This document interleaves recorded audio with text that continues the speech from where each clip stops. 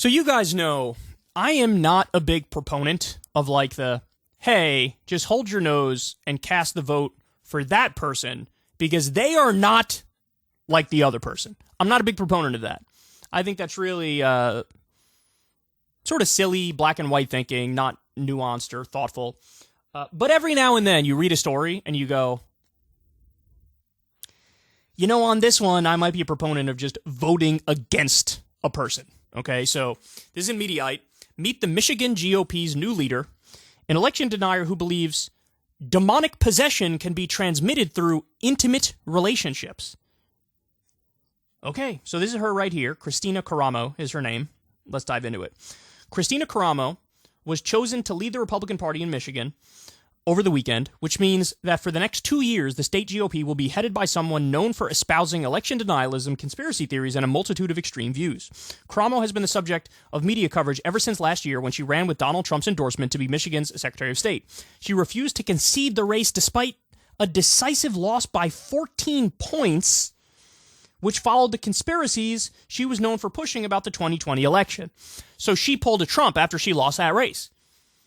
She's like, okay, I know I lost by 14 points, but I don't think I lied. I think it was stolen. What? And this is what I was afraid would happen, too, with all the election denialism, is that a bunch of Republicans from now until the end of time, when they lose, are going to be like, no, actually, I won. To be fair, it was not that many. It was her and Carrie Lake and maybe one or two others who were like, no, I didn't lose. Most of them have some sense of shame and were like, okay, I'm not going to do what Trump did. It's embarrassing. But this is one of the people who did what Trump did. But Caramo has moved on, defeating former Attorney General candidate Matt DePerno to become the next GOP state chair. Interestingly, Trump had endorsed DePerno for the job despite his nod to Caramo in the past. Wow. So she lost last time. This time he's like, I'm going to go with the other guy. Then Caramo wins. By the way, what does Trump do? He comes out and he's like, wonderful, what a great person, big election denier, phenomenal, we love her. So kind of like takes credit for her winning even though he supported the other person. Classic Trump. Caramo came out with 58% of the vote to DePerno's 42% after an 11-hour convention, and judging by her track record, the Michigan GOP is about to lean further into the hard right. Here's the Washington Post coverage on Caramo's rhetoric, especially her belief in demons. Caramo argued that Christianity belonged at the core of American politics, called evolution, quote, one of the biggest frauds ever perpetuated on society, and asserted the existence of demons. Quote, when we start talking about the spiritual reality of the demonic forces, it's like, oh my God, this is crazy. We can't go there, Caramo said. No, it's like, did you read the Bible? Didn't Jesus perform exorcisms? Scriptures are clear, and so if we're not operating as though the spirit realities of the world exist, we're going to fail every time.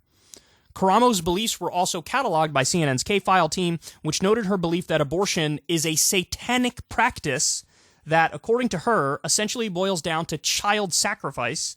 Caramo has affiliated with QAnon in the past. Plus, she once claimed on her podcast that demonic possession is real and can be passed on through intimate relationships. Quote, if a person has demonic possession, I know it's going to sound really crazy to me saying that for some people, thinking like, what? Said Caramo.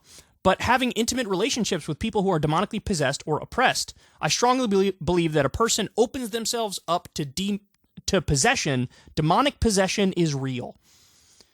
So we have a total psychopath here. Just total out to lunch, kooky, insane person who's now the head of, say it again, the Michigan GOP. So, her own words, Christianity should be at the core of American politics. So, doesn't believe in separation of church and state, is a Christian nationalist, thinks abortion is demonic, believes in demons, thinks evolution is a scam.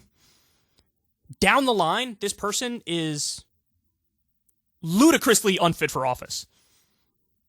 Because when people like this get power, and see, this is the thing.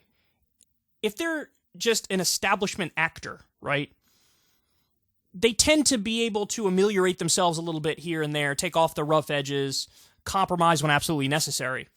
But if you're a true Kool-Aid drinking ideologue and a QAnon believer, there are no brakes on that car. Lord only knows what agenda these people are going to go with. You know, I could totally see trying to ban the existence of trans people or something like that. I could totally see them leaning into that. I could totally see them going way too far on abortion, trying to ban it maybe from the moment of conception, things of that nature. I'm sure she'd be a total corporate tool and just do tax cuts for the wealthy and subsidies to corporations and things of that nature. So again, just like I said at the beginning, every now and then you see somebody and you're like, yeah, I think I'd vote against them. You could run a moldy ham sandwich against her, and I'm running to the polls to vote for that ham sandwich. Holy cow. Jeez. But look, this is, I mean, the main point here is this. This is now the leader of the Michigan Republican Party. The fringe has taken over the institutions. And you see that with Trump being the former president. You see the people he brought into the system. He didn't bring in, Trump had the opportunity to make the Republican Party more of his original 2016 version, where it was like, he had some economically populist rhetoric and some nominally anti-war rhetoric. And if the best iteration of Trumpism came to fruition, number one, Trump would have delivered on those promises. He didn't.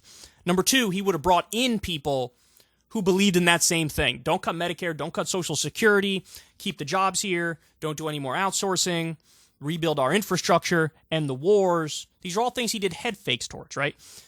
But instead of him bringing those people into the fray, he brought these people into the fray. People who think that, Democrats do child sacrifice in a pizza shop basement after they have their way with the kids. People who think that Christianity should be at the center of American public life. And by the way, if you were to talk to these people, there's no way they'd say, oh, I want to help the poor, right? Because Jesus wanted to help the poor. I want to help the poor. I want to raise taxes on the rich. I want to have universal health care. I want to make sure we have free school lunch. No. They don't mean that. They're not even against the death penalty. These people are for the death penalty. Thou shalt not kill. They don't interpret that as like, get rid of the death penalty. No, they interpret that as like, hey, that pile of goo, that's a zygote. Can't kill that. That's murder. These are the people he brought in. Conspiracy theorists, Christian nationalist lunatics who think people can be demon-possessed, and then if you kiss them or have sexual relations with them, then you become demon-possessed. Head of the Michigan GOP. I mean, what else do you say about it? What else do you say? These are the people that Trump brought into politics. The Carrie Lake types. The malignant narcissists who are willing to take down the entire system for themselves, or the total, just absolutely psychotic, psychopathic, delusional freaks. That's who we're dealing with. If you want to see me and Crystal Ball interview legends like Noam Chomsky, Cornel West, and more, subscribe to Crystal Kyle and Friends on Substack. $5 a month gets you the video version a day early. Remember, we take 0 ad dollars for this podcast. Or you can sign up on Substack for free and get the audio version a day later. Link in the video description box below.